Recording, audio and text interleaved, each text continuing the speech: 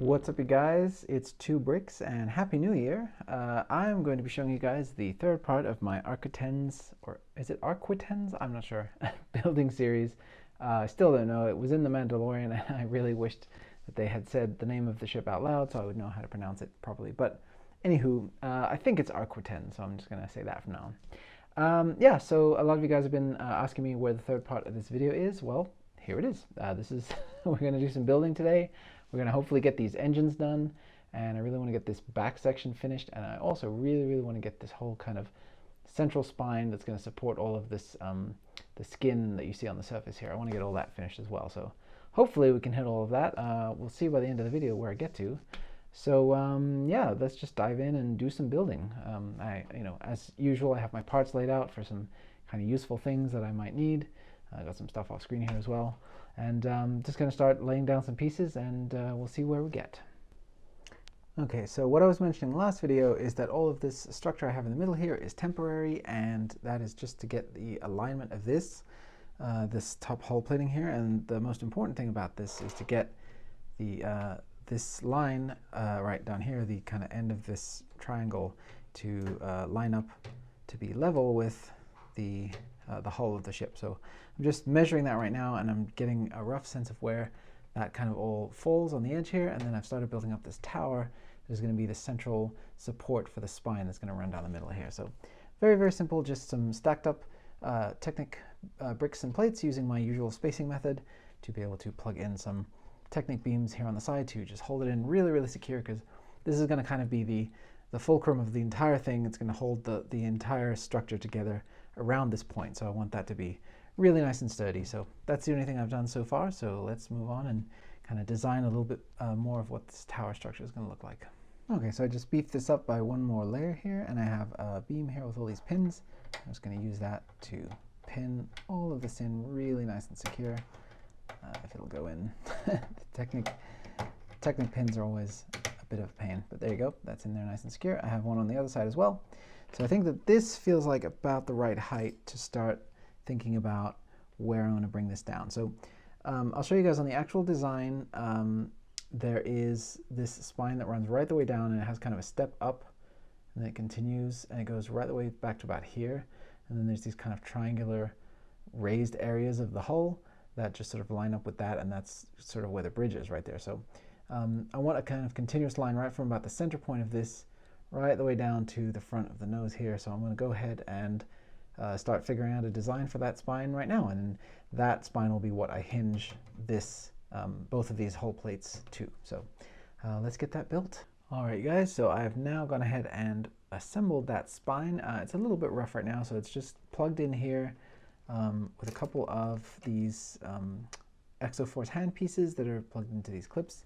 Same kind of technique that I used to attach the front mandibles here, because when you're building at specific angles like this, Lego doesn't tend to want to line up exactly. So plugging these in this way gives me a little bit of that leeway in here where these can kind of slide back and forth, and then that just lets it sit at the right spot to be captured in there. So this will be kind of filled in. There'll be bricks that run right down the side of here, and there'll be a 4 wide plate that sits on top of here as well. And then under here is where I have the hinge flaps, again, just temporary to figure out sort of the dimensions and everything. And then I can go ahead and place this guy on here. And I can just, goes from underneath. And there you go, that lines up pretty perfectly. I'm pretty happy with that. This has the right amount of kind of overhang here. This line sits nice and even along the edges of the thing here, so that all works out pretty well. I think what I'm probably going to do is just go ahead and just let it sit like this kind of flapped, hinge from the top, and then just sit on the surface of this top part right here. When I go to do the bottom side, obviously I'll have to figure out a way to attach it so that it doesn't just drop off. But for this top part, I think leaving it as an opening lid like this will work really well.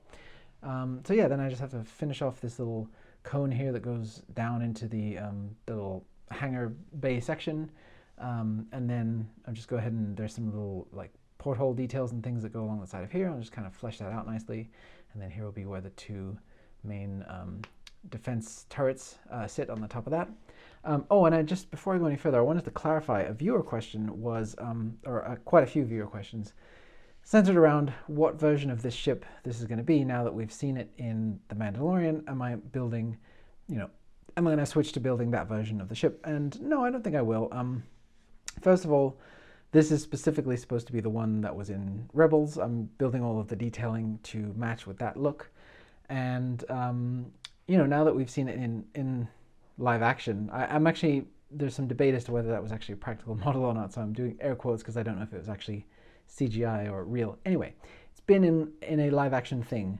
And what tends to happen is when Star Wars brings something in from the animated stuff into live action, they tend to like detail it a lot more, up-res the kind of surface detail and change a lot of things up in proportions, all sorts of stuff. So I actually don't know if the one that Moff Gideon has in The Mandalorian is supposed to be this exact same one. So I'm just going to go ahead and stick with what I have here. I think it's close enough anyway. If you're a fan of the show and you want to build this as and say it's the one that Moff Gideon has, I think it's close enough that you could still do that. The one that they had in the show had a lot more like side kind of flaps and like decks and these kind of lines that run across it that kind of make it look more Star Destroyer-y. I think they were trying to kind of evoke that a little bit more, and it looked like it was a fair bit bigger than what has been described in the animated stuff too, because it has this big open hangar bay at the front which can fully allow the Lambda-class shuttle to land inside of it, which I don't believe this one is able to do. So I'm just going to go ahead and say this is not Moff Gideon's one, as far as I'm aware, and just keep going with what I have, because to try to take all that into account and start over now without very much information from the show or from official sources would be foolhardy, I think. But yeah, I mean, I'm going to have a Imperial Arquitens cruiser, when I'm done. So it's close enough for me and close enough for my micro fleet, certainly, I think. So yeah, I'm happy with how this is all looking right now. Like, obviously I have to strengthen up the connection down here. This is just held in with a couple of clips. I have to strengthen up this connection at the front. That's also just a couple of clips. But then I can go ahead and sort of finish out this detailing and mirror this plate onto the other side. And then, the front top half here is going to be looking pretty darn complete, other than, like I said, the turret up here. But yeah, so I'm excited for that. So let's get into that.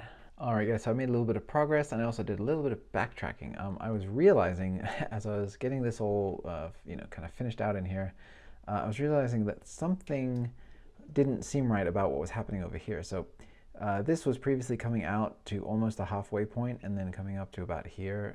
So what I realized was there's a spine that runs across here over the top of the escape pods that kind of blends in with the rest of the ship, and I was realizing that I was going over that threshold. So I ended up shortening this whole plate section and just kind of redesigning the end part here to match, so that would fit in the appropriate area. And then I just put a large plate over here and just an indication of some of this structure of where that will eventually go.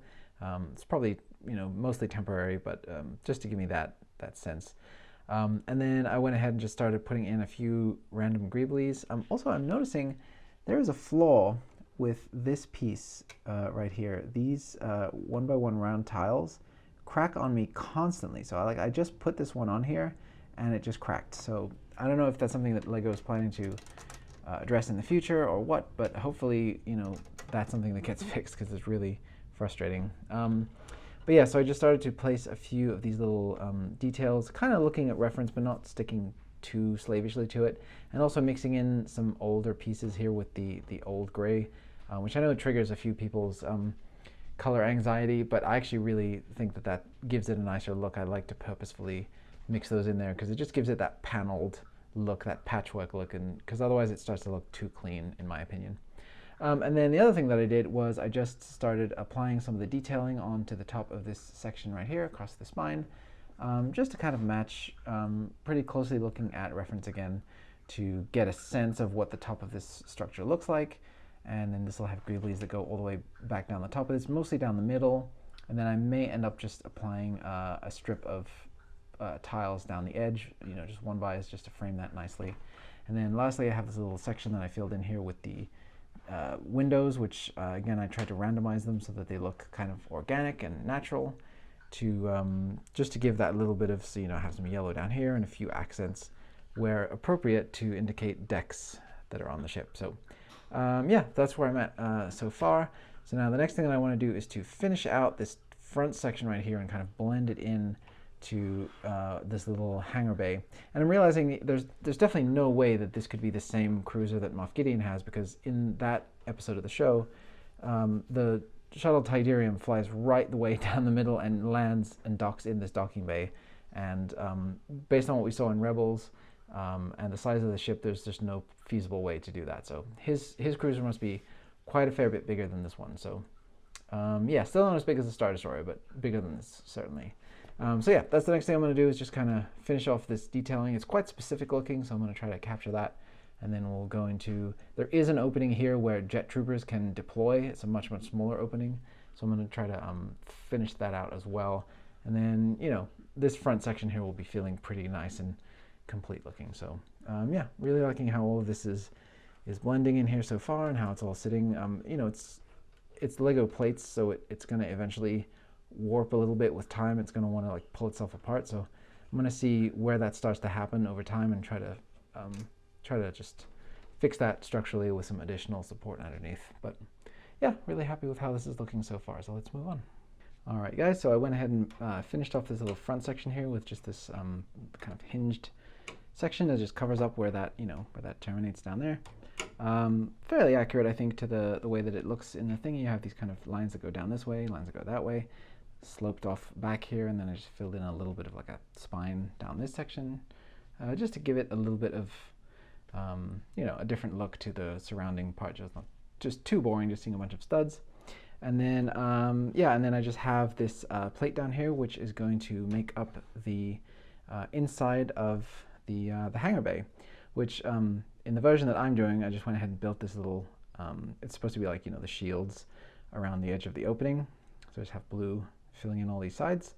And, this is what really confirms to me that there's no possible way that this could be the same size of cruiser as the one we saw in The Mandalorian, because if you look at the size of a Imperial shuttle Tidarium, we're supposed to believe that this can fit into that hole right there. So that hangar that they crashed into was huge and had this massive vaulted ceilings that were just dwarfing this thing. So I'm not sure exactly what ship Moff Gideon is in, but I don't think there's any way that it could be a standard Imperial Arquitens cruiser. So I'm just going to go ahead and place this in here and we'll see how it looks.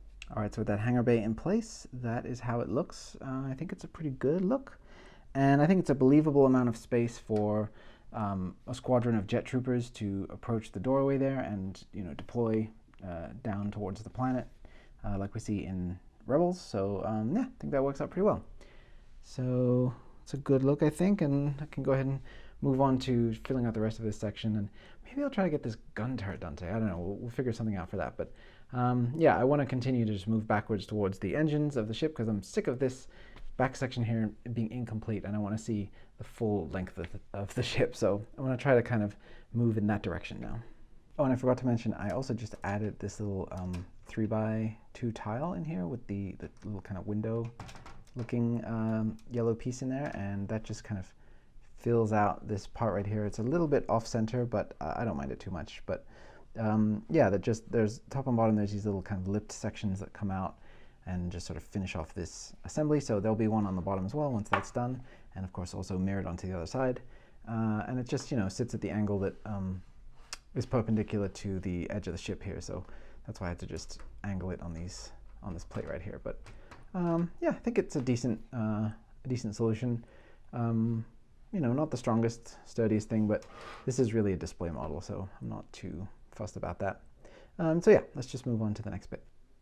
All right, guys, so while I'm in thinking mode, I just decided to go ahead and whip up the design for the quad laser cannons that sit on either side of the top and bottom of the ship. This was something I just thought, like, I'll quickly whip it up because I have a fairly good idea of what it looks like already, and I had a fair idea of what parts I wanted to use.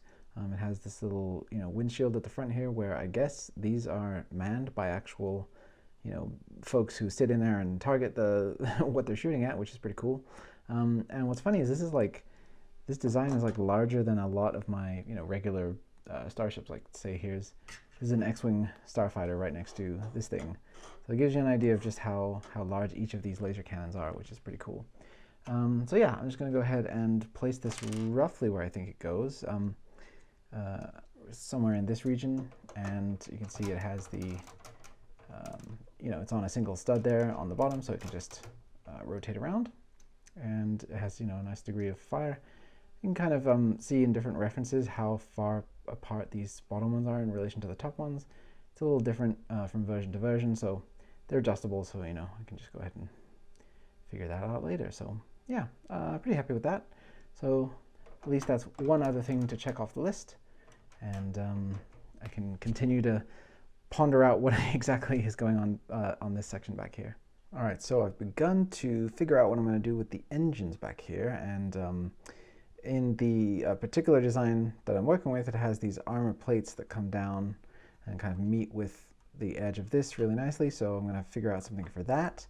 So the central engine will be covered up, and then that whole section is going to sit back here, and I'm going to have to figure out a way to attach this sideways build into the main right ways up build, and then just figure out how to blend it into the rest of the ship. But yeah, pretty happy with the overall kind of idea here. I have these little kind of flappy bits that stick in into where the engine outlet would be.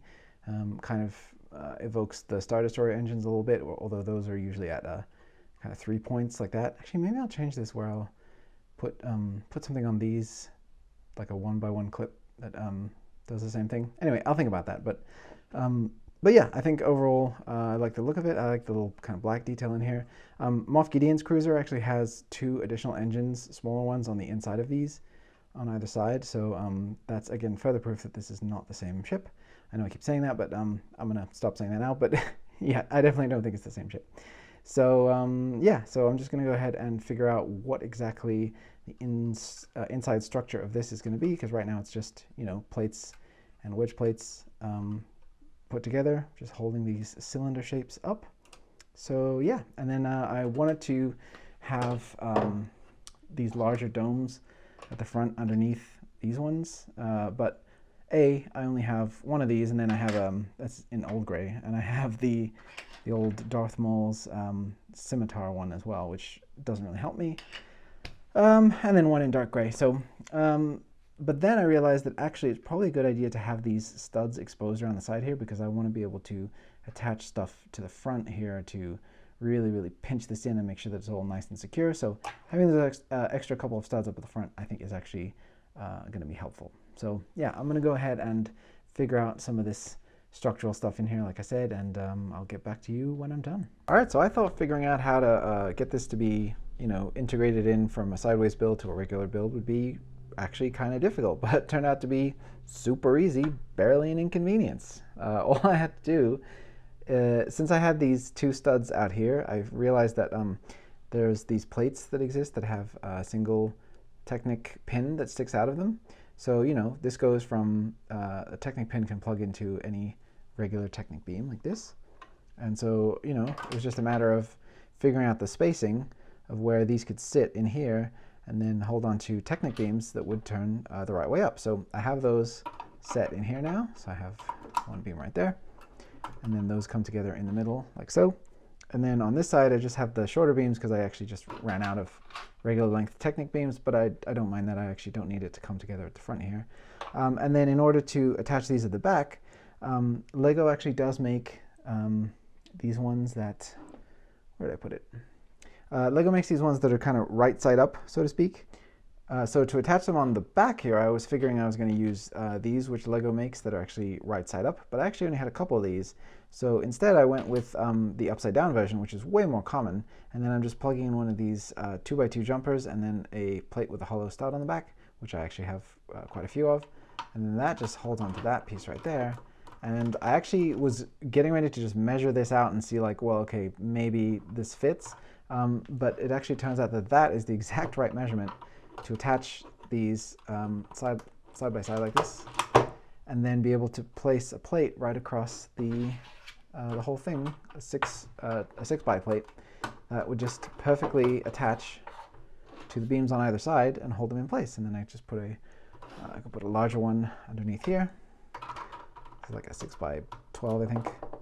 And then that all just holds together super strongly. And what's cool about it is that I have, you know, through here I have pieces running in right side up, and then pieces running through here right side up, and then this whole section in the middle is just being pinched by all of this structure now that is held in place right the way across it. And then it gives me a nice easy flat surface and a really easy central point to attach you know, to the back of the ship here, and just to continue that Technic structure into the main regular frame here. So this really couldn't have worked out any better, and I'm super happy with it. So I'm just going to go ahead and figure out like exactly what's going to sit in the middle here to support these two armor plates that come down, and then start figuring out how to attach this into the main structure of the ship. So hooray, that was really easy. So I like when things come together like that. It's very satisfying. So yeah, let's get on with the next bit. All right, so I just went ahead and placed a few red bricks in between here just to give it some extra sturdiness, you know, in between, so there's not too much bending happening in between here, so keep it nice and rigid. And then I also went and just put these on the bottom instead of the 2x whatever, 10 or 12. And I did that because those pieces tend to run very expensive, so I'm actually just going to swap this one out as well. And yeah, I'm just going to go ahead and switch that one out in the middle as well. And that'll just help keep the cost down, because those larger plates do run pretty expensive usually. So yeah, this is still super duper sturdy, and it's actually, you know, really light for the structure of what it is and how much stuff is sitting on it. So hopefully this is not going to like weigh down the back of the ship too much, but obviously I'm going to make sure I attach it super securely. And then onto the front here, I've attached this long extra Technic beam, which will be what attaches into the main ship.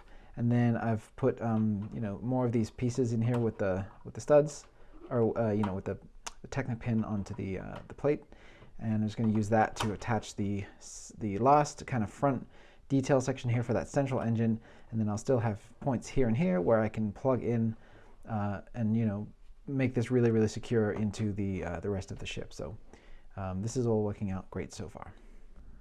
All right, so I made a little bit of progress here, so I wanted to show you guys what I have done. So I went ahead and placed these guys here, which, you know, they have the pin on either side, and just kind of fits in there perfectly. And it'll still leave a little bit of a gap, because canonically the ship has gaps right here, and it's just attached at the front and, you know, the center part, kind of like the same kind of deal as the Consulate-class cruiser that I made from the Phantom Menace. But I wanted it to have a little bit more structure, so this is going to come through here, and then it's going to have tiles on top that just secure it to the intersection here on both sides. There's just enough gap for tiles to fit under there. I went ahead and removed this part that I had previously attached to the front of this. The only reason that I had attached that is because these two Technic beams here came into the center, and there's a break in the middle there, and I wanted to make sure that it was super strong. But then I realized if I just you know, supported that with some extra plates, you know, either side, I would be able to attach this section where it actually lines up nicely with this front part right here. So yeah, doing that just enabled me to get a clean, you know, keep the line going right throughout here, with this part just being attached and all kind of fitting nice and flush. So that works out really great. And, you know, once I'm done attaching it to the ship, I'll just fill in this section here, so there won't be any visible gaps through there. And then also I figured out the dimensions for the armor plating right here, which just perfectly fits right down in there. And I have these, you know, these modified plates with a rail on them that just fill up that gap completely, and it sits right down in there. And I'm going to attach it so it's actually physically attached to the ship, but right now the fit is so snug that I could just leave it there and it would just stay there. But yeah, I like everything to be nice and secure. And also I have to figure out the same for the bottom. So, you know, I need a way to attach it so that the bottom part won't just fall off, obviously, due to gravity. So, but yeah, this whole section has come together really, really fast, and I'm super happy with how good, you know, how well that's just worked itself out, I think. So, oh, this part right here is backwards. I got to just flip around, so this piece is here and this piece is here. So anyway, but yeah, so this is all coming along great, and I think the next thing I'm going to do is figure out what exactly the front, kind of the way that the this wing section. I call it wing section, but just like these wedges come in at a 45-degree angle, and then that all will attach right into this part of the ship here. So getting closer to attaching this whole section, and we'll see how it goes. I may end up attaching a second one of these here and just have like a very, very minimal gap in here, but I don't know. We'll see. But yeah, I also am going to experiment with ways to attach through these sections here to get some Technic axles running through these, and maybe attaching that into the frame of the ship as well. So we'll just see. But yeah, this is really good. So hooray, next bit. All right, you guys, so there we are. The back section has been attached. It's really nice and secure. I'm just super temporary with these parts right here, just connecting into what I already had.